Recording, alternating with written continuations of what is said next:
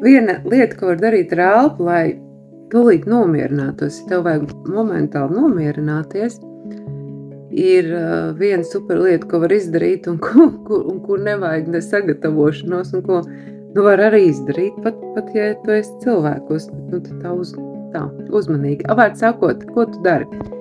Tu izelpo pilnībā un tad došīgi ieelpo. Bišķiņ aizturi un ieelpo vēl. Un izelpo un atslābinies. Ieelpa deguns, izelpa mute. Izelpojot, atslābinoties, atslābina žokli. Tas vēl atslābinot žokli, mums atslābinās iegurnis. Atslābinot iegurni, aiziet signāls smadzenēm, ka viss ir kārtībā, ka mēs varam būt mierīgs, viss ir labi.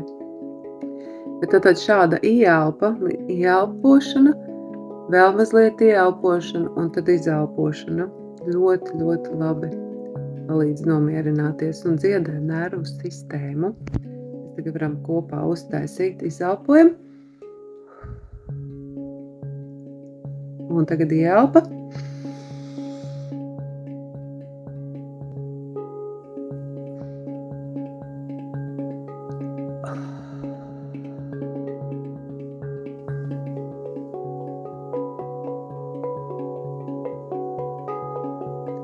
Un pavēro, vai tev atslābinās arī kājas, vai vēl atslābinās ķermenis, un kā tu jūties. Citreiz cilvēks vienu šādu ieelpu izelpu izjūt, viņam pietiek, un citreiz nē. Vai ir vajadzīgs treniņš vai vairākas ieelpas izelpas. Tad, ja tu esi kaut kā cilvēkos, tad, protams, tā, tu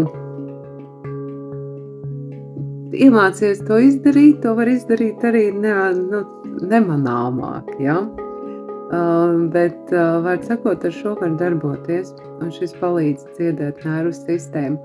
Ko tu vēl vari darīt? Tu vari uztaisīt vairākas tādas ieelpas, izelpas un aizturēt arī elpu uz izelpu. Ja mēs aizturam elpu uz izelpu, tas ir ļoti labi, ļoti veselīgi, un viena no lietām mums paplašinās, plaušu apjoms palielinās. Ja? Tad var ieelpot.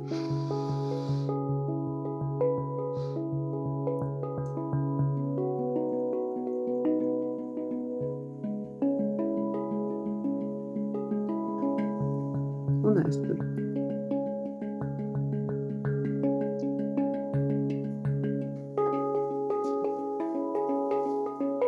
Un aiztur aizturāt elpu, cik tu vari un cik tu vēlies, ja, var ilgāk. Ja, tad šādi darbojoties ar elpu, tu dziedi nervu sistēmu, uzlabo veselību, nomierinies, palielini plaušu apjomu. Atceries, tavs ķermenis ir radīts, lai tu varētu sadziedēties.